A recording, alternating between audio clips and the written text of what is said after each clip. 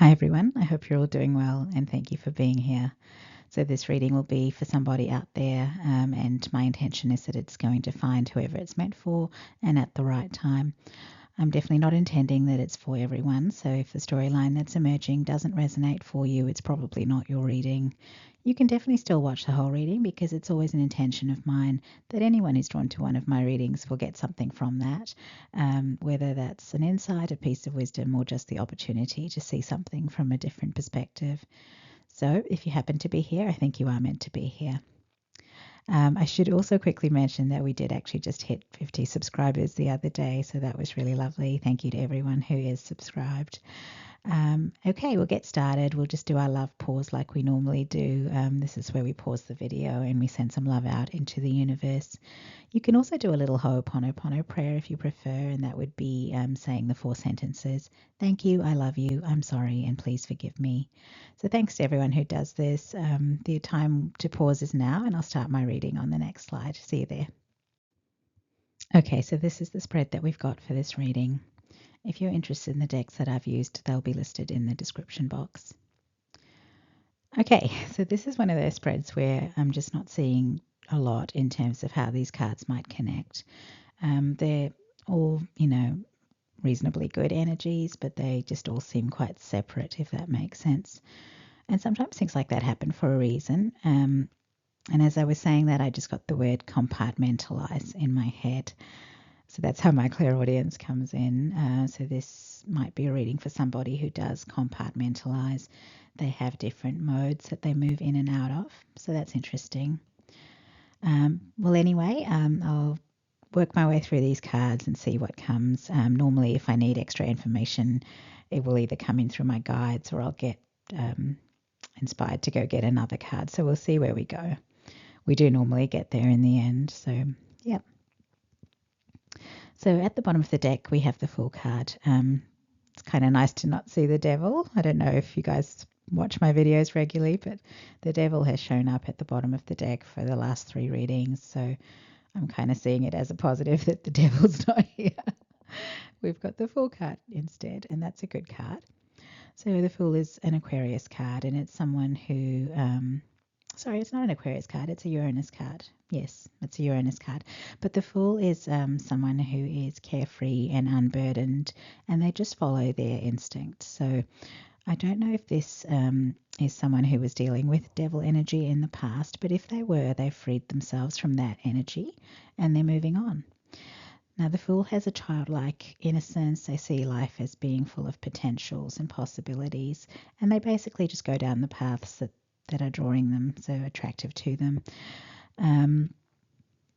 And now, as I'm saying all of that, I'm finally seeing a card that does connect with that, and that's the Persephone card here in the middle of the spread. And it's actually titled New Beginning, so I'm surprised I didn't see that before. Now, Persephone was a sweet, innocent girl before she was abducted by Hades and taken down into the underworld. Now, her mother was Demeter, the goddess of agriculture and harvest, and I think Persephone was like a fertility goddess as well, so a lot to do with the abundance, natural abundance, I suppose. So Persephone, like I said, sweet and innocent, and then she was abducted by Hades and taken to the underworld, and she ended up becoming the queen of the underworld. So as the story goes, Demeter was so lost without her daughter that all of the crops started withering away and dying, and there was no food for the people. And so Zeus then had to intervene. I think Zeus actually helped or planned the abduction with Hades, but when this was the outcome, he had to intervene and organize for Hades to release Persephone. But unfortunately, while she was in the underworld, Persephone had eaten a few pomegranate seeds, and that meant she was bound to the underworld. So I think the thing is that if you eat or drink anything in the underworld, you're going to be stuck there. So in the end, the compromise that was reached was that Persephone would spend half the year in the underworld with Hades and the other half of the year with her mother, Demeter. And according to Greek mythology, the seasons of the year are basically related to Persephone's story. So the growing seasons of spring and summer are when Persephone joins her mother. And then when we get into autumn and winter, that's because she has returned to the underworld. So I did feel like I needed to tell the story. I do feel like this might be related to this reading. But when we see as I see this fool kind of reaching for this flower, it is actually similar to Persephone's story as well, because I think she was abducted while she was trying to pluck a flower. So it caught her attention, and as she reached for it, Hades kind of emerged from the underworld and snatched her.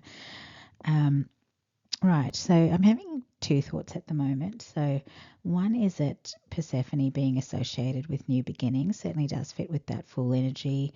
And in this image, she looks so sweet and innocent, and it's basically, I guess, how she was prior to her abduction. But her time in the underworld was actually also a new beginning, and also every time she moves between worlds, she's initiating a new beginning in either this world or in that one, which is interesting. So she's kind of like an initiating energy. It makes me think of cardinal signs, so maybe there's something there. When she appears on Earth, it's spring, so I guess that's the cardinal sign of Aries, maybe. Now, the other thing I was thinking in relation to Persephone was to do with how entering the underworld was a new beginning for her. So in the underworld, she was no longer the sheltered, protected daughter of Demeter. She actually acquired power and status of her own when she became the consort of Hades. She became a goddess of the underworld, familiar with its darkness. So she lost some of her innocence when she began her life in that realm. She went from being like a naive, innocent girl surrounded by beauty and light to being the queen of the underworld. And the truth is, she wasn't actually unhappy there, because she did end up loving Hades, and the underworld became her second home. And all of that makes me think about duality and the light and shadow versions of self. So there were two Persephones that existed in equal measure, and which Persephone you met really depended on where you were when you met her. So if she was on Earth, she was this goddess associated with fertility and springtime and the growth seasons. She was connected to the light and warmth of spring and summer. But then if you met her in the underworld, she was the queen of that dark place. So it's interesting we got that word compartmentalize early in the reading, because it does fit with this kind of duality. So Persephone had two different identities, one as the daughter of Demeter and then the other as the wife of Hades, and she would have had to show up differently in each of those roles. Gosh, this is feeling like quite a complex reading. I'm still not entirely sure where it's going, so we'll just keep following the process. So this might be saying that, if whoever this reading is for, they were like the fool. They were out there exploring their world, and somehow they fell into something complicated, and it ended up revealing to them that they had two sides. So the fool is such a light energy that perhaps the discovery of their shadow side might have felt like a surprise, like they didn't even perhaps realize that they had a shadow side. And that's like Persephone, because if she hadn't been abducted, she never would have had the opportunity to be anything other than sweetness and light, like we see in this image. So life with her mother would have been problem-free, but I'm now seeing that there maybe is a downside to that. So she would have always just been Demeter's daughter, and with a mother who was so strongly attached to her, she might not have had a lot of freedom or autonomy. She might not have been allowed to spread her wings and be her own person. So there's no question that being pulled out of her nice life and plunged into a darker reality, there's no question that that meant that she had to grow as a person. So she had to face things that she'd never encountered before, and she had to learn to handle those things. And with those experiences, she became smarter, tougher, more resilient, and more confident in herself. So in her old life, her mother might have treated her like a child that needed to be protected from life. But Hades was a different experience. So Hades loved her as well, but he expected her to be his queen in the underworld, not a child that needed his protection. So he expected her to be able to hold her own. And I feel like in some ways Persephone might have felt liberated in this new environment where she was away from her mother's influence. In the modern world, like an example of that would be like when you leave home to go to university, and then in that new environment, away from your parents, you're free to decide how you're going to do things. Your parents really aren't going to know if you miss some lectures or stay out all night partying or whatever. You're basically out of their zone of influence. And for those of us who did have that kind of experience, it was quite liberating, wasn't it? Now, I wasn't wild. I was actually pretty well behaved at university. But to be honest, the fact that I didn't have to tell anyone my plans or ask if it was okay for me to go do this or that, that in itself felt so good, like I was finally my own person and in control of my own life.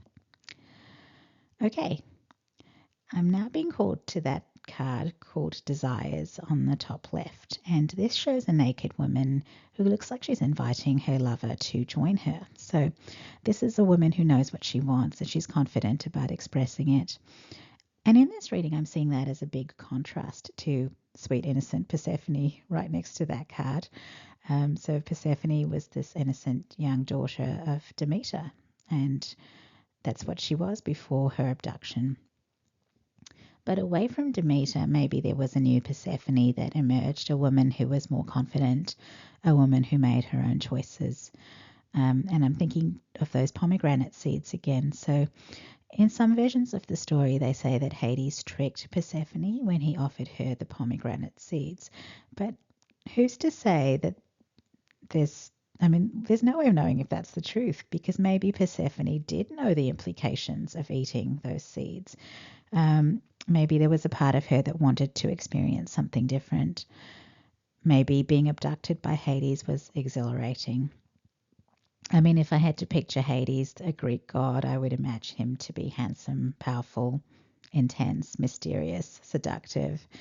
And for a young girl, maybe the feeling of knowing that this powerful individual was so enamored with her that he would go to such lengths to be with her, that could have been something that stirred something in her. So maybe she wanted to be able to know what it would be like to have a relationship with this kind of person. Maybe she desired him as well. Like maybe she wanted him. Maybe she felt like she was ready to not be the innocent young girl anymore. Maybe she ate those seeds because she wanted to be a woman and not just Demeter's daughter. And when you think about it, that's not an unnatural thing at all. I mean, at some point, adolescents do become curious about exploring adult relationships. And then at some point, they cross that threshold when the opportunity arises and they feel ready to take it. And really what mum and dad might think doesn't really enter into that decision-making process very much. And what we're talking about here is completely natural, of course. This is driven by the biological imperative to reproduce. It's essential for a species to continue to exist. So it's nature. But anyway, this relationship between Persephone and Hades seems like it is a case of opposites attracting. But in my mind, I'm actually picturing the yin-yang symbol. So the two halves, they're not just light and dark. When you look at the yin-yang symbol, there's a little seed of the dark in the light half, and there's a little seed of the light in the dark half. So I'm feeling like that is the real truth of opposites attracting. The seed of light in Hades was drawn to the light of Persephone, and the seed of darkness in Persephone was drawn to the darkness of Hades.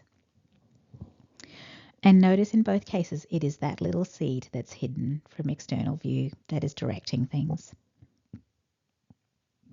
Excuse me.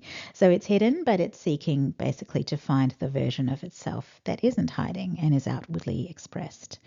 And when that happens and these two halves meet, there's a resonance that's felt by the two people involved. But that resonance is not necessarily seen or understood by external observers. So from the external perspective, it's like chalk and cheese. What do these two people have in common? Why on earth would they be attracted to each other? So we say opposites attract, but really there's something in each person that's attracting the other person. And with all this talk of yin-yang's symbols, I'm moving into twin flame territory a little bit. So this reading could have something to offer those who feel they are on a twin flame journey. the focus here is on Persephone. So if we're talking about a twin flame reading, this is about the twin that seems light-filled and radiant, the one that seems like an open book rather than an enigma, perhaps the one who is seen as upright and virtuous. But I feel like the point coming through here is that this characterization isn't exactly the truth of the person. So even the light-filled twin has a shadow self that is tucked away out of view in a secret compartment, and that's the part of them that is so drawn to the twin flame counterpart, the one who is perhaps complex and mysterious, the one who does what they want to do even if it's not what is seen as socially acceptable. And so there is this little seed of darkness in the light-filled twin, and it's the little part of them that desires a life that doesn't involve always following the rules and always doing the right thing. This desires card has the keywords goals, passion, craving, and fulfillment. And in this reading, because of what I'm feeling in relation to Persephone, I'm seeing this card as talking about what our shadow selves might want to experience in life. So our ego might not want the world to know that we have certain desires. But if the opportunity arose to experience those things and we felt we could get away with it without anybody else knowing, then we might find that the temptation is too great to resist. And that's because the truth is there is a part of us that really does want to experience those things. The oracle card on the other side of Persephone is the calendula card with the keywords vitality and radiance. So this is a plant with beautiful flowers, but really it's also a strong medicinal plant. And I'm thinking of the impact of Persephone on the underworld and on Hades, because I have no doubt that she brought some of her vitality and radiance into that place. And in doing that, she brought some balance to the underworld and to Hades. So she would appear to be the light to his shadow. But with this reading, the way it's been going, I do feel like what I'm getting is what Persephone actually was the external manifestation of the seed of light in Hades. So it was the part of him that he wished he could express. So I guess there was a part of him that wished he could be full of light and radiance, and wished that he could have an uncomplicated life where he's surrounded by flowers and beauty, instead of his actual life, which was one of darkness, because that was his life experience.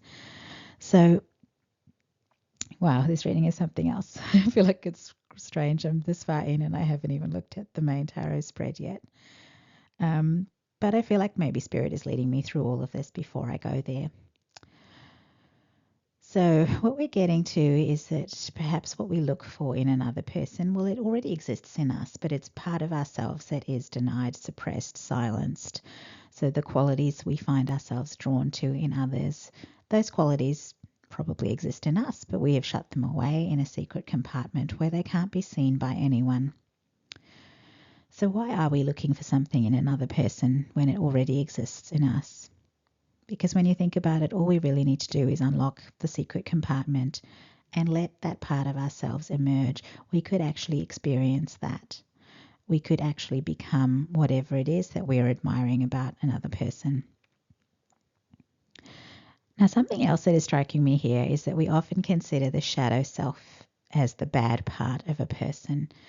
But for someone like Hades, the shadow self is actually the light energy, the sweeter part of their nature. And that's what they're too afraid to reveal. So that's the part of them that their ego doesn't want the world to see. From their ego's perspective, if they revealed their softer, gentler side, that would mean the world would see them as weaker and vulnerable. And I suppose their ego's fear is that if they're seen that way, they will get stomped on and crushed. So for people like Hades, their shadow side is their good side, which they are keeping hidden. On the other hand, for the Persephone kind of people, what their ego fears is that if the world sees that they have certain desires, they will be seen as sinful, and then they'll be rejected by their family or community because they aren't good or virtuous anymore. So what I'm getting is that these secret compartments actually only exist because of how fearful our egos are. If I'm seen as sinful, people won't love me and respect me anymore, and I'll be cast out and I'll have no one. Fear number 1. If I'm seen as weak, my enemies will crush me. Fear number 2.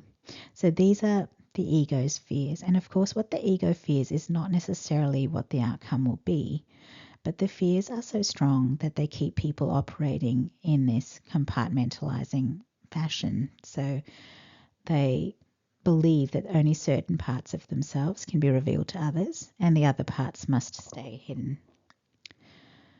Now, I don't think anyone can be forced to reveal what they don't want to reveal, but whenever I come across something where a person feels stuck and they can't live the life they wish they could lead, it does make me think of devil energy.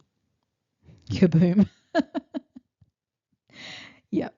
So devil energy is still here, guys. I thought it was gone in this reading, but no, it's still here.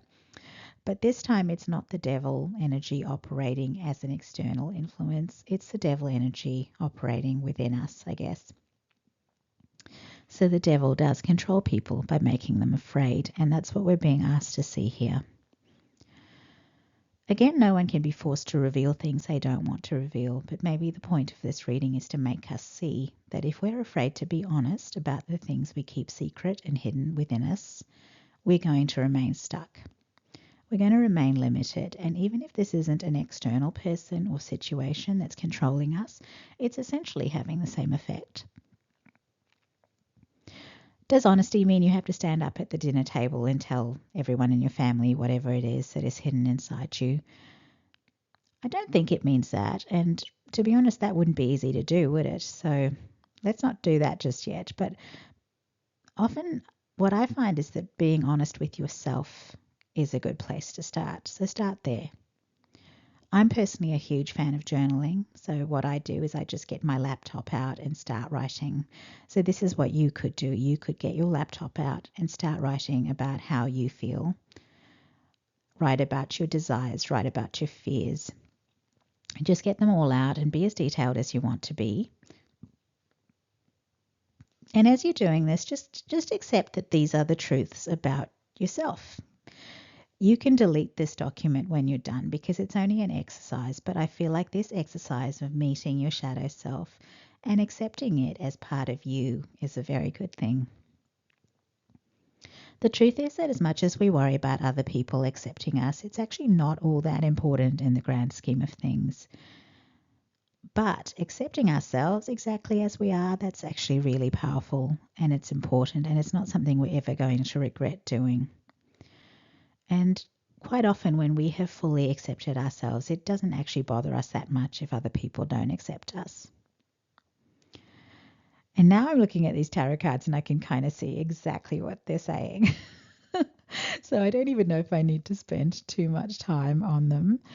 I feel like we've sort of got there with this long-winded exploration that we've already done. So let's make a start on the tarot cards. So the Six of Swords in the past position is about being moved out of a challenging situation and towards something better.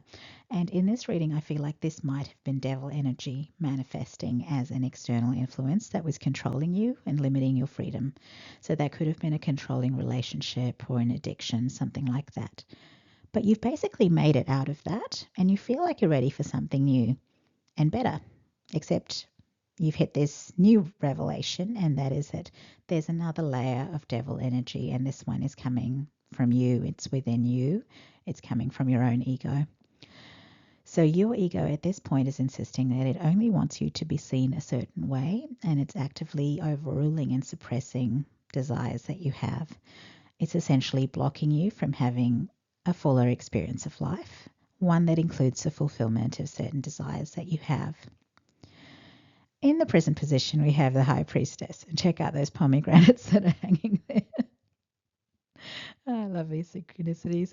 All right, so the High Priestess is someone who is very intuitive. So she sees things at a deeper level than others do. I was talking about journaling before, and this card is, it's talking about that too. This High Priestess is in a dark room. She's holding a book with blank pages. What does that tell you? So that's the equivalent of her laptop, I suppose. So I'm feeling very much that this is about doing the shadow work, taking a deep dive and meeting yourself on a deeper level. You've got this journal, you fill these pages with what is true about you. So fill these pages with who you really are, not the version of you that other people see, not the version of you that your ego wants you to be. This book is for you to write about the real you. And this experience of being on your own and allowing your shadow self to express itself is going to feel so liberating. And that's because for years this shadow self has been shut away and silenced by your ego. It has not been given a voice. It has been told that it must not be seen, that it is an unwanted part of you, that it is a shameful part of you, yada, yada, yada. And so the shadow work is to go within and unlock the cell that your shadow self has been imprisoned in. So you're going to enter that space, you're going to introduce yourself and say, I'm sorry it's taken me so long to come and see you. Can we talk? And just say, I'm ready to hear what you have to say. So it's like a conversation with your shadow self. And stay there and have this conversation until you've talked about everything and made peace with everything that your shadow self has shared with you. And then you can say, I'm glad we talked and I understand. Do you want to get out of here? And that's how you liberate your shadow self, by acknowledging it, showing it kindness and understanding and acceptance, by releasing it and allowing it to travel with you and go wherever you go in the future. Now, even talking about this, I'm a little bit choked up. I'm getting a sense of how powerful an exercise this is.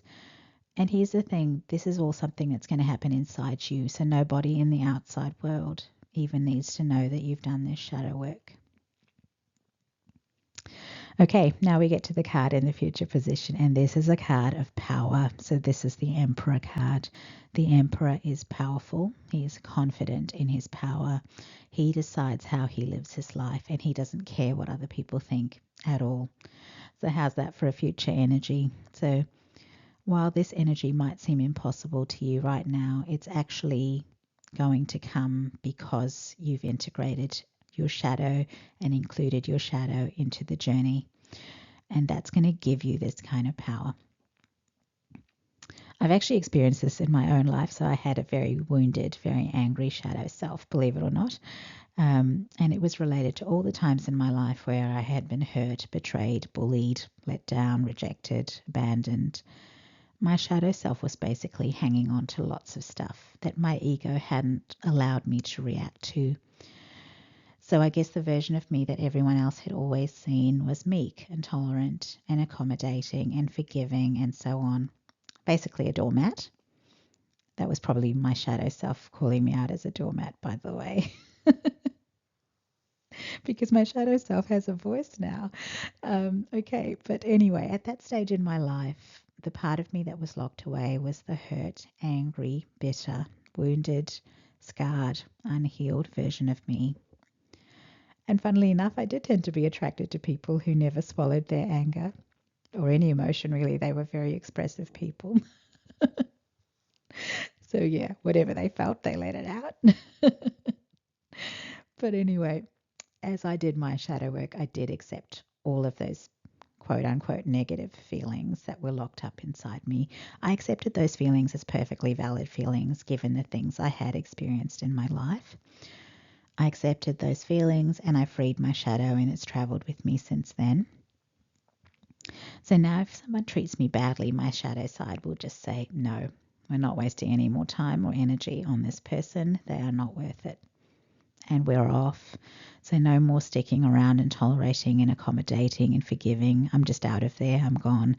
And it's because my shadow has a voice now. So my shadow remembers all the people who've hurt me in the past, and it recognizes when these kinds of people show up again. It recognizes the people, it recognizes the patterns, and it just says, no, we're not going through this again. And just like that, that experience is over. So nobody who crosses a line gets a second chance. They're done. And that is powerful, isn't it? So my shadow doesn't really care if my actions aren't nice to those people, because as far as my shadow is concerned, those people are getting the treatment they deserve. So that is an emperor kind of attitude. And it did not come from my light side at all. I want to make that clear. This came 100% from my shadow side. So if I hadn't released my shadow self, I wouldn't have that kind of power. I'd still be a doormat. So getting back to this spread, I think this is exactly why you have the Emperor in your future energy. So you're not going to know this until you do the shadow work, but your shadow holds a lot of power, and releasing the shadow makes that power accessible to you. When you free your shadow, you become more powerful than you have ever been. So does this also work for the Hades kinds of people is probably what you might be wondering. I'm wondering it. I'm going to say that it probably does, because even if they start doing nice things, when they release their shadow, they aren't afraid of the consequences anymore. And if there were bullies waiting to crush them, they're not going to see fear in this person. I mean, how can they see fear if this person's not afraid? So I think what would happen there is that they will find they can be nice and gentle, but when they're pushed or provoked, their tougher side is just going to take over and handle it. So in the end, it's exactly the same as for me, because my nice side is nice to the people who are nice to me, and my mean side is okay with being mean to the people who are mean to me. So I actually don't feel like it matters whether you've been hiding your light or hiding your darkness. The point is that when you release that part of you that has been hidden, both sides of you have a seat at the table, and they decide between themselves if you're going to be playing nice or if you're going to be sticking up for yourself and defending yourself. And it's really going to be based on, like I said, whatever it is you're experiencing at the time, and you're going to do what you think is appropriate for those circumstances, and that is Emperor energy. Because the Emperor is not Santa Claus. The Emperor does what he feels is right, and he doesn't worry about what other people are going to think about it. So if someone wants to mess with the Emperor, he's going to take them on, and he's going to say, well, if they want to fight with me, I will give them what they're asking for. Because when you think about it, that's the Emperor. He wouldn't have an empire if he didn't deal with his enemies, would he? Like, there are always going to be people threatening him, threatening his empire, and he needs to stick up for himself and for everything that he sees as his. So that is the Emperor energy, and that's the card here in the future position. So you will get to that as well. And I think that is all I've got with this reading. It's been incredibly wrong. I think it's 30 minutes on this slide. So sorry about that. I hope you enjoyed it. If you're still here. All right. And that's it. Sorry for that long reading, but we're here at the end. I hope you did enjoy it. Thank you all for being here. Thanks for watching. If you liked this video, please give it a like or leave a comment. If you are enjoying my work, please consider subscribing to the channel. And thanks to everyone who's currently subscribed. Your support is greatly appreciated. So yeah, I'll see you all in another video. All right. Bye. Take care.